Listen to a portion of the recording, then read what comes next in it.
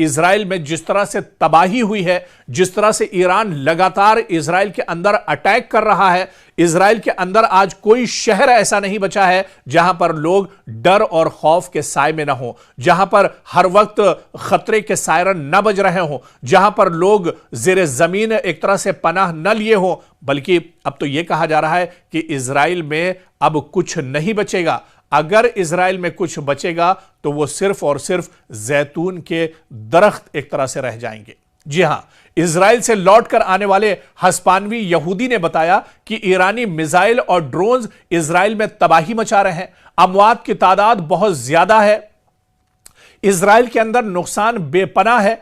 Interceptors काम नहीं कर रहे हैं। इजरायली फौज ने सख्त तरीन सेंसरशिप नाफिज किया हुआ है, इसलिए नुकसान की खबरें दरअसल इजराइल से बाहर नहीं आ रही हैं। लेकिन जो खबरें आ रही हैं वो भी आप देखिए, जो तस्वीरें आ रही हैं, भयानक तस्वीरें ईरान से निकल कर आ रही हैं। तल अवीव पूरे तौर से तबाह हो गया है। हैफा में जो रिफाइनरी है वो तबाह हो गई है। बिन गोरियन एयरपोर्ट पूरी तरह से नेस्तो नाबूद कर दिया गया है। मशरिकी यरूशलेम में हाहाकार मचा हुआ है। कोई ऐसा शहर नहीं है इजराइल के अंदर जहां पर तबाही ना हुई हो।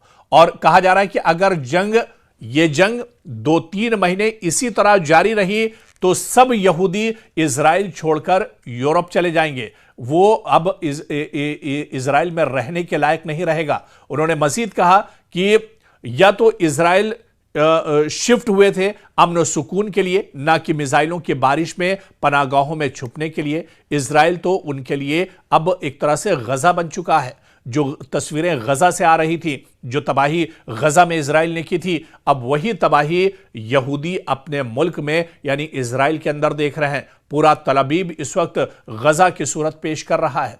आपको बताते चलें कि इससे पहले भी आप देखिए कि जो एक रिपोर्ट आई थी, और यह रिपोर्ट भी हमने आपके साथ साझा की थी, कि इजराइल के अंदर एक बड़ा तबका, खासतौर से एक जो क्रीमी लेयर है इजराइल की, जो पढ़ा लिखा तबका है, जो दानिश्वर तबका है, जिसमें डॉक्टर्स और इंजीनियर्स हैं, माहिरीन हैं, वो दरअसल इजराइल छोड़ रहे हैं। बाकायदा इजराइल की मीडिया ने इस खबर की वजाहत की है, तस्दीक की है कि बड़ी तादाद पढ़े लिखे लोगों की, यहूदियों की, अब वो इजराइल छोड़ने पर मजबूर है। जिस तरह से लगातार इजराइल के अंदर तबाही हो रही है, ऐसे में माहिरीन का यही मानना है कि अगर ये जंग इसी तरह से चलती रही, 2 या 3 माह तक अगर ईरान ने मजीद मिसाइलों की बारिश जारी रखी इजराइल पर, तो इजराइल में सिर्फ जैतून के दरख्त रह जाएंगे और यहां पर कोई नजर नहीं आएगा। इंसान यहां से एक तरह से खत्म हो जाएंगे, या तो वो मार दिए जाएंगे या फिर वो यहां से नकले मकानी करने पर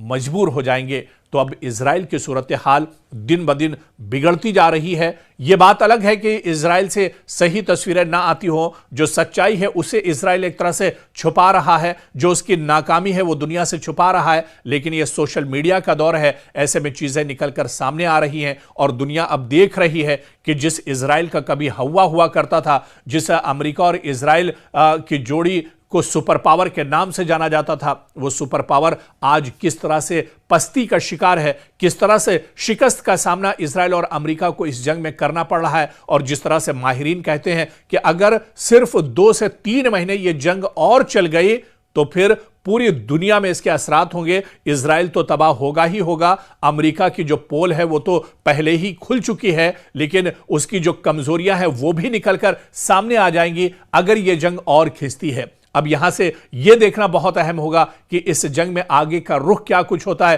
क्योंकि ईरान ने तो यह एक तरह से तय कर लिया है कि जब तक इस जंग में आर पार नहीं हो जाता है, जब तक वो ईरान के सुप्रीम लीडर आयतुल्लाह अली खामनई की शहादत का बदला नहीं ले लेते हैं, तब तक वो अपने कदम को पीछे नहीं हटाएंगे।